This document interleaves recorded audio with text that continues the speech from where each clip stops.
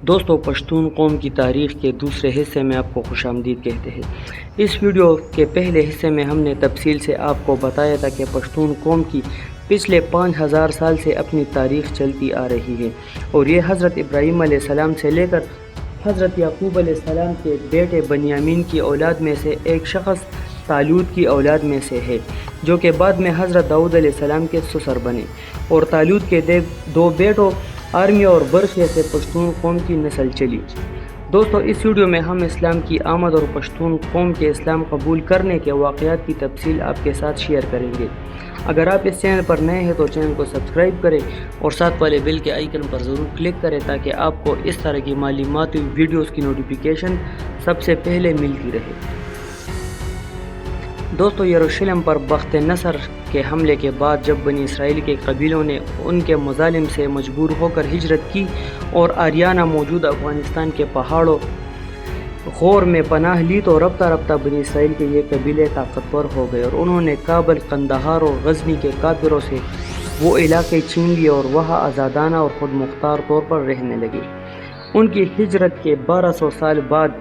عرب میں دین اسلام کا نور پھیلا اور خاتم النبیین اور رحمت للعالمین حضرت محمد صلی اللہ علیہ وسلم کا ظہور ہوا۔ پشتون مورخین کے مطابق اس وقت غور کے پہاڑی علاقوں میں مقیم بنی اسرائیل کے قبیلوں کا سردار قیس تھا، اور مشہور صحابی حضرت خالد بن ولید بھی اس قبیلے سے تعلق رکھتے تھے۔ تاریخ فرشتہ، تواریخ حافظ رحمت خانی، تذکرہ پشتون قوم کی تاریخ اور دا پختنو تاریخ نامی مشہور کتابوں میں یہ واقعات تفصیل سے موجود ہے۔ وہ لکھتے ہیں کہ حضرت خالد بن ولید نے اپنے اس قبیلے کو اسلام کی دعوت دی، اور جیسا کہ پشتونوں کا دستور ہے کہ ہر کام صلاح و مشورے اور جرگہ کے ذریعے کرتے ہیں، اس لیے اس قبیلے نے جرگہ قیس کی سربراہی میں مدینہ منورہ روانہ کیا۔ یہ جرگہ مدینہ میں نبی اکرم صلی اللہ علیہ وسلم سے ملا اور آپ نے انہیں اسلام پیش کیا، جسے ان پشتونوں نے فوراً قبول کیا اور مسلمان ہوئے۔ حضرت محمد صلی اللہ علیہ وسلم نے انہیں دعا دی اور قیس کا نام بدل کر عبد الرشید رکھا، جو تاریخ میں قیس عبد الرشید کے نام سے مشہور ہوا۔ حضرت محمد صلی اللہ علیہ وسلم نے قیس عبد الرشید کو ملک اور بطان کا خطاب دیا اور فرمایا کہ یہ میری امت کے بطان ہوں گے، چونکہ عربی زبان میں پے کی جگہ بے استعمال ہوتا ہے، اس لیے یہ بطان ہندوستان میں پٹان بن گیا۔ بطان کشتی کے سخت ترین لکڑی کو کہتے ہیں جس پر دریاؤں اور سمندروں کی موجیں بھی اثر نہیں کرتی۔ اسلام قبول کرنے اور صحابی بن جانے کے بعد قیس عبد الرشید اپنے قوم میں واپس آئے اور اپنے قبیلوں پر اسلام پیش کیا، جسے سب نے قبول کیا اور مسلمان ہو گئے۔ اس طرح پچھلے 5000 سال سے پشتون قوم میں کوئی غیر مسلم اور بے دین نہیں ہے۔ یہ لوگ پہلے یہودی، پھر عیسائی اور پھر دین اسلام کے آنے پر مسلمان بن گئے۔ کہتے ہیں کہ حضرت خالد بن ولید نے اپنی بیٹی سارہ کی شادی بھی قیس عبد الرشید سے کی، اور یہ قیس عبد الرشید فتح مکہ کی جنگ میں بھی شریک تھا اور بعد میں یہی کافروں کے خلاف ایک جنگ میں 87 برس کی عمر میں 622 کو شہید ہو گیا۔ قیس عبد الرشید کے 3 بیٹے تھے، سڑبن، بیٹن اور غورغشت، اور ان تینوں سے بعد میں پشتون قوم کے سینکڑوں قبیلے اور خیل چلے۔ اگرچہ یہ واقعات پچھلے 1400 سال سے پشتون قوم میں سینہ بسینہ چلے آ رہے ہیں، اور پشتون قوم میں اب تک کسی نے بھی اس کا انکار نہیں کیا، اور پشتون قوم کے بہت سے مورخین نے اپنی کتابوں میں اس کا ذکر کیا ہے، لیکن بہت سے مورخین ایسے بھی ہیں جو ان واقعات کی